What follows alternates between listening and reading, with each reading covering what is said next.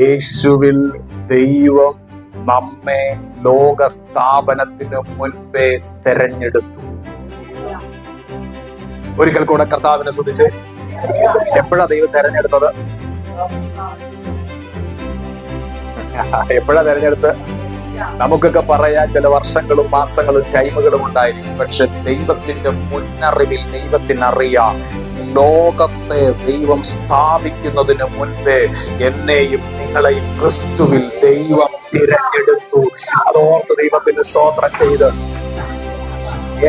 എന്റെ പാരമ്പര്യം ഭൂമിയിൽ നിന്നുള്ളതല്ല, എന്റെ പാരമ്പര്യം ദൈവത്തിൽ നിന്നുള്ളതാണ്.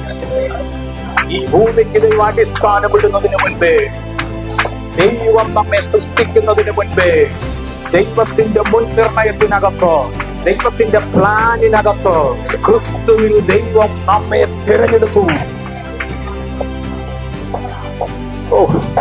അബ്രഹാമിനോട് വാഗ്ദത്ത ദേശം കൊടുക്കുന്നതിന് മുൻപേ ദൈവം അബ്രഹാമിനോട് വാഗ്ദത്തം ചെയ്തു, നിനക്ക് ഞാൻ ഇന്നത് തരുമെന്ന്.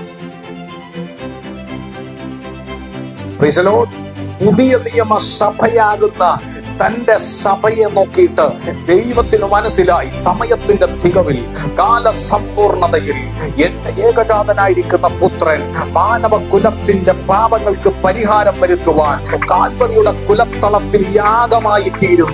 അവനിൽ രക്ഷ പ്രാപിക്കുന്നവരെ ദൈവം മുന്നമേ അറിയും.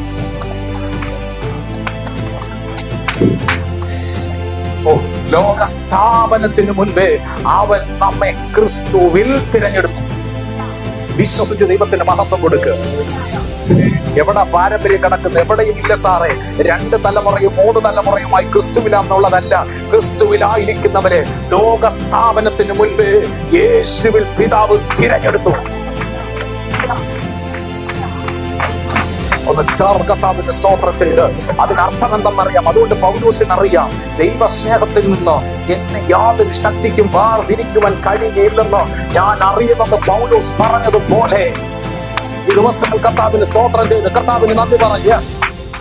ലോകസ്ഥാപനത്തിന് മുൻപേ ദൈവം എന്നെ ക്രിസ്തുവിൽ തെരഞ്ഞെടുത്തു. പിശാച് നിനക്കതൊന്ന് മാറ്റാനൊക്കുകയില്ല. ഒരു മന്ത്രവാദത്തിനും ഒരു അധികാരത്തിനും ഒരു പൈശാചിക ശക്തിക്കും ക്രിസ്തുവിലുള്ള സ്നേഹത്തിൽ നിന്ന് വേർതിരിക്കാൻ കഴിയുകയില്ല. രോഗത്തിന് കഴിയുകയില്ല, ലോകത്തിന് കഴിയുകയില്ല, നിന്റെ ശാരീരിക വെല്ലുവിളിക്ക് കഴിയുകയില്ല, അന്ധകാര ശക്തികൾക്ക് കഴിയുകയില്ല, പാരമ്പര്യ ബന്ധനങ്ങൾക്ക് കഴിയുകയില്ല, ശാപബന്ധനങ്ങൾക്ക് കഴിയുകയില്ല, പാപബന്ധനങ്ങൾക്ക് കഴിയുകയില്ല. യേശു ക്രിസ്തുവിനുള്ള ദൈവ സ്നേഹത്തിൽ നിന്ന് വേർതിരിക്കാൻ ഒരു സൃഷ്ടിക്കും കഴിയുകയില്ല. അത് കേൾക്കുമ്പോൾ ദൈവത്തിന് സ്തോത്രം ചെയ്യണം. അതിനർത്ഥം എന്തെന്നറിയാമോ? ദൈവത്തിന് സകലതും അറിയാം. ഒന്ന് പറഞ്ഞ ആത്മാവിൽ കൈമാറുന്നു, നിന്നെ അറിയാവുന്ന ദൈവം നിനക്ക് വേണ്ടുന്നതും അറിയാം. ആ ബന്ധനവും പൊട്ടട്ടെ. നിന്നെ അറിയുന്ന ദൈവത്തിന് നിനക്ക് വേണ്ടുന്നതും അറിയാം. നിനക്കെന്ത് വേണമെന്ന് ദൈവത്തിനറിയാം. നിനക്ക് ജോലി വേണോ? ദൈവത്തിനറിയാം. നിന്റെ കടങ്ങൾ വീട്ടണ്ടേ? ദൈവത്തിനറിയാം. നിന്റെ വിവാഹം നടക്കണ്ടേ? ദൈവത്തിനറിയാം. നിന്റെ പ്രശ്നങ്ങൾ സോൾവ് ആകണ്ടേ? ദൈവത്തിനറിയാം. നിന്റെ ശുശ്രൂഷയിൽ നീ അനുഗ്രഹിക്കപ്പെടണ്ടേ? ദൈവത്തിനറിയാം. നിനക്ക് ഭവനം വേണ്ടേ? ദൈവത്തിനറിയാം. ഈ ഒരു ആത്മിക മണ്ഡലത്തിൽ നിൽക്കുന്ന ഒരു ശക്തി പ്രാപിച്ച ആത്മിക മനുഷ്യനാണ്. ദൈവത്തിനതറിയാം. Love you, Lord.